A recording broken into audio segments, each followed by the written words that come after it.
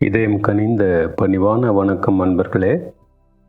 பகவத்கீதையை எளிமையான முறையில் புரிஞ்சுக்கிட்டு அதோட முழுமையான பலன்களை அடைய குருவருளும் இறையருளும் வேண்டி துவங்குவோம்.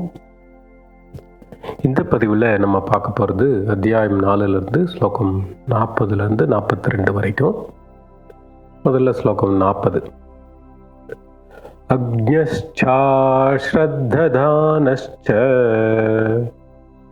சம்சயாத்மா விநஷ்யதி நாயம் லோகோஸ்தி ந பரோ ந சுகம் சம்சயாத்மனஹ.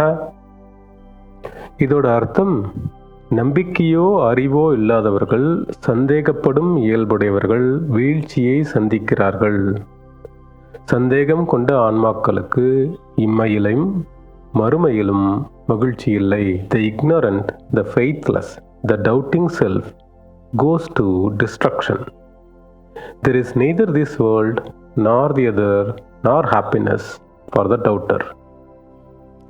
அடுத்து ஸ்லோகம் 41. யோக சந்நியஸ்த கர்மானம் ஞான சஞ்சின்ன சம்சயம் ஆத்மவந்தம் ந கர்மாணி நிபத்னந்தி தனஞ்சய. இதோட அர்த்தம், கர்மத்தை துறந்தவர்களையும் அறிவினால் சந்தேகங்கள் நீக்கியவர்களையும் சுய அறிவில் நிலை பெற்றவர்களையும் செயல்கள் பிணைப்பதில்லை. Who has renounced actions by yoga, whose doubts are rent asunder by knowledge, who is self-possessed, actions do not bind him. அடுத்து ஸ்லோகம் 42. தஸ்மாத் அஜ்ஞான சம்பூதம்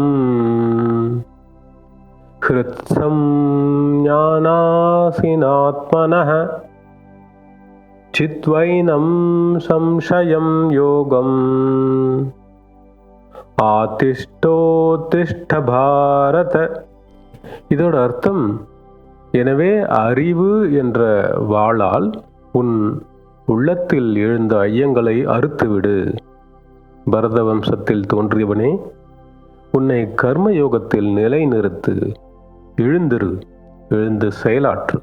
Therefore, with the sword of knowledge, cut asunder the doubt of self, born of ignorance, residing in your heart, and take refuge in yoga. Arise, O Bharata. இந்த 42வது ஸ்லோகம் தான் chapter 4ஓட கடைசி ஸ்லோகங்க. இதோட இந்த அத்தியாயம் 4 முடியுது. இப்போ இந்த ஸ்லோகங்களோட அர்த்தத்தை எளிமையாக புரிஞ்சிக்க முயற்சி பண்ணலாம். பக்தி ஸ்ரத்தையுடன் குருவை கீழ்ப்படிந்து நம்ம புலன்களை கட்டுப்படுத்தி அசைக்க முடியாத திடமான நம்பிக்கையோட தியான பயிற்சி செஞ்சுட்டு வந்தா நமக்கு ஆத்ம ஞானம் கிடைக்கணும். இப்படி நாம் அடைஞ்ச ஞானம் நமக்கு பரிபூர்ண சாந்தி நிலையை சீக்கிரமாகவே நமக்கு கொடுக்கும்னு பகவான் சொன்னதை ஸ்லோகம் 39ல் பார்த்தோம். 40வது ஸ்லோகத்தில் பகவான் நமக்கு எல்லாம் ஒரு வார்னிங் கொடுக்குறாருங்க. அது என்னன்னா, நம்பிக்கையோ ஆத்ம ஞானம் இல்லாத அறிவிலிகளோ எதுக்கெடுத்தாலும் சந்தேகப்படுறவங்க வீழ்ச்சியை சந்திப்பாங்க. அறியாமை விலகாம உண்மையை சந்தேகிக்கிறவங்களுக்கு இம்மையான இந்த ஜென்மத்திலும் மறுமையான அடுத்த ஜென்மத்திலும் மகிழ்ச்சி இல்லை அப்படிங்கிறார் பகவான். சந்தேகம் 2 வகைங்க. ஒன்று, நமக்கு புரியாத விஷயத்தை பற்றி டவுட் வந்தால் மேலும் தெரிஞ்சிக்க கேள்வி கேட்குற சந்தேகம். இது நல்லது. இங்கே பகவான் சொல்கிற சம்சயம் அப்படிங்கிற சந்தேகங்கிறது ஒரு மோசமான வியாதிங்க. அது நாமளாக ஒன்று அசியூம் பண்ணிக்கிட்டு கற்பனை பண்ணிக்கிட்டு ஒருத்தர் மேலே வர்ற சந்தேகம். அந்த சந்தேகத்தினால நாம் ஒரு அடி கூட முன்னாடி எடுத்து வைக்க முடியாமல் போயிடும். இப்போ சலூனுக்கு போய் ஹேர் கட் பண்ணும்போது அந்த சலூன்காரர் கத்தியை எங்கே சொருகிடுவாரோ அப்படின்னு சந்தேகம் வந்தால் நம்மளால் நிம்மதியாக இருக்க முடியுமா? இல்லை டிவியில் ஒரு ஃபேமஸ் ஹோட்டலில் ஃபுட் ஹைஜானிக்காக இல்லை அப்படின்னு சந்தேகம் வந்தால் நம்மளால் நிம்மதியாக சாப்பிட முடியுமா?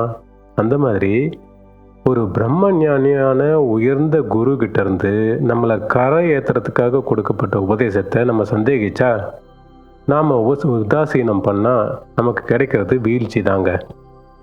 இக்னரன்ஸ், அறியாமை, அசிரத்தை, அலட்சியம், சஞ்சயம்ங்கிற சந்தேகம், இது எல்லாமே நமக்கு உதவாது, நம்மளை முன்னேற்ற பாதையிலேருந்து கீழே தள்ளிடும். இந்த சந்தேகம் எப்படி வீழ்ச்சியை கொடுக்கும்னு ஒரு கதை மூலமாக தெரிஞ்சுக்கலாம். ஒரு ஊரில் ஒரு மிகச்சிறந்த பயில்வான் இருந்தார். மல்யுத்த போட்டியான ரெஸ்லிங்கில் அவரை யாராலையும் ஜெயிக்க முடியாது. அவ்வளவு ஸ்ட்ராங்காக, கான்ஃபிடெண்ட்டாக அவர் விளையாடுவார். இதனால் அவர் ஒரு போட்டியை அனௌன்ஸ் பண்ணி, என்னை யாராவது ஜெயிச்சு காட்டுங்க அப்படின்னு சவால் விட்டார். நிறைய பேர் நம்மளால முடியாதுங்க அப்படின்னு ஜக்கா வாங்கிட்டாங்க. ஆனால் ஒரு இளைஞன் மட்டும் யோசிச்சான். இவர் எப்படி எல்லா போட்டிகளையும் ஜெயிக்க அவரோட நம்பிக்கை தான் காரணம் அப்படின்னு கண்டுபிடிச்சான். 4 பேரை செட் பண்ணி அவரை போய் பார்க்க வச்சு, சும்மாவாச்சும் என்ன சார் இப்படி மெலிஞ்சிட்டீங்க அப்படின்னு ஒருத்தர் சொல்ல, இன்னொருத்தர், சார் உங்கள் கை ஏன் இப்படி நடுங்குது அப்படின்னு கேட்க, இன்னொரு ஆள், சார் இந்த முறை நீங்கள் தான் கண்டிப்பாக ஜெயிப்பீங்க, ஆனால் அந்த ஆப்போனண்ட் இருக்கான் இல்லையா, அவன் நல்ல திறமைசாலின்னு கேள்விப்பட்டேன், கொஞ்சம் பார்த்து விளையாடுங்க அப்படின்னு சொல்ல, இவருக்கு என்ன இப்படி திரும்ப திரும்ப எல்லாரும் சொல்கிறாங்க, ஒருவேளை நமக்கு நிஜமாவே பலம் குறைஞ்சிருச்சா அப்படின்னு சந்தேகம் வருது. போட்டி நெருங்க நெருங்க அவரோட சந்தேகம் ஜாஸ்தியாகி நம்பிக்கை இல்லாமல் போகுது. அப்புறம் என்ன, இப்படி சந்தேகத்தை அவர் மனசில் விதைச்சது மூலிமா அந்த இளைஞன் ஈஸியாக அவரை தோக்கடிச்சிட்டாங்க. அதனால தான் ஸ்கந்த குரு கவசத்தில் இப்படி பாடியிருப்பாங்க, வேதங்கள் போற்றிடும் வடிவேலன் முருகனை நீ சந்தேகமில்லாமல் சத்தியமாய் நம்பிடுவாய், சத்தியமான தெய்வம் ஸ்கந்த குருநாதன் சத்தியம் காணவே நீ சத்தியமாய் நம்பிடப்பா. இப்படி எந்த ஒரு சந்தேகமும் இல்லாமல் சத்தியமான அந்த இறைவன் நம் இதயத்தில் குடிகொண்டு இருக்கிறார் அப்படிங்கிற ஞானத்தை நாம் அடைஞ்சா அந்த ஆனந்தம் கிடைக்கும், சாந்தி அடைவோம், சகலத்தையும் பிரம்மமாய் உணர்வோம். அடுத்த 41வது ஸ்லோகத்தில் நம்ம அகங்காரம் இல்லாமல் நம்ம கர்மாவை பண்ணி அதோட பலன்களை தியாகம் பண்ணும்போதும் உயர்ந்த ஞானத்தை அடைஞ்சு சந்தேகங்கள் இல்லாமல் ஆத்ம சுகத்தை அனுபவிக்கும் போதும் நாம் ஆத்மவந்தம் ஆகிடுறோம் அப்படிங்கிறார். அப்படின்னா ஆத்மவந்தம் அப்படின்னா ஆத்மாவிலேயே நிலைப்படுத்தி நிற்கிறது அப்படின்னு அர்த்தம். அப்படி நம்ம நிற்கும்போது கர்மாவோட எஃபெக்ட் நம்மளை கட்டுப்படுத்தாது அப்படிங்கிறார் பகவான்.